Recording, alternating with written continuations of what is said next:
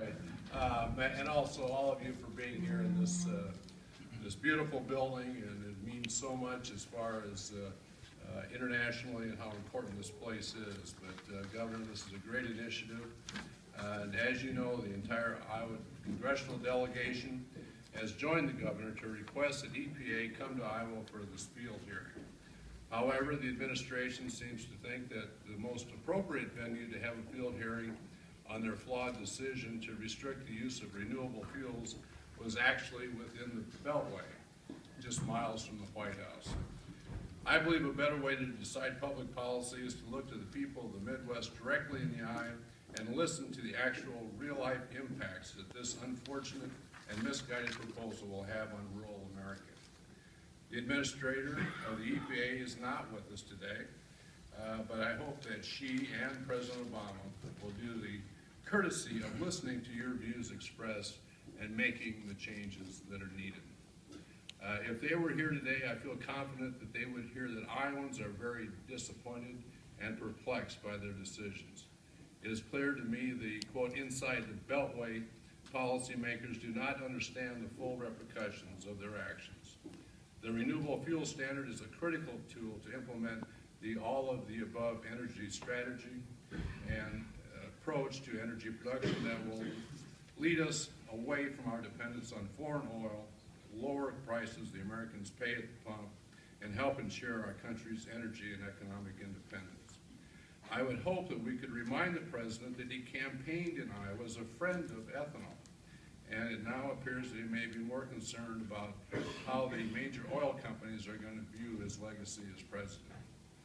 This decision is a step backward for the environment, a step backward for rural economic development, a step backward for lower prices at the pump, a step backward for the Midwest corn growers, a step backward for our soybean producers, and if he spent more time in rural Iowa, the President might realize that if you take too many steps backwards in an Iowa pasture, without knowing why or where you're going, you may just step in something, and it's very unpleasant.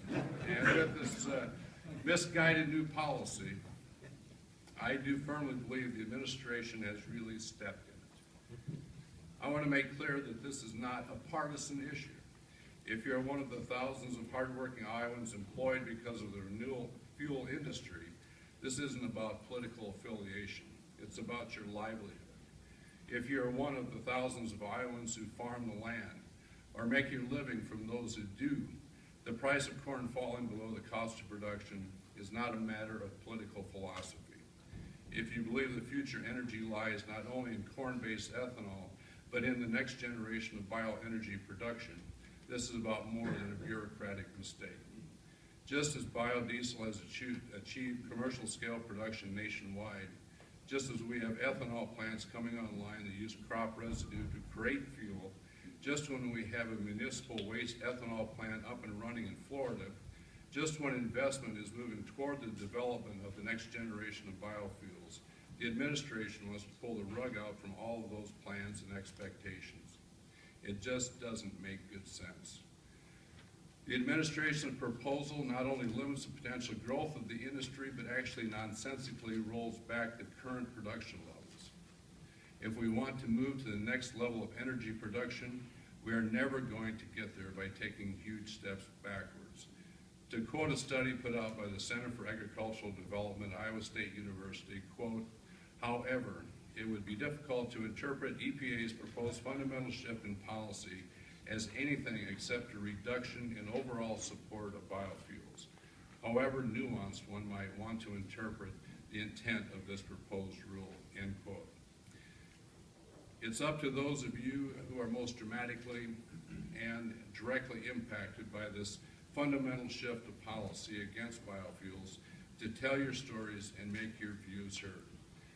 Again, thank you very much for the chance, Governor, to be with you today.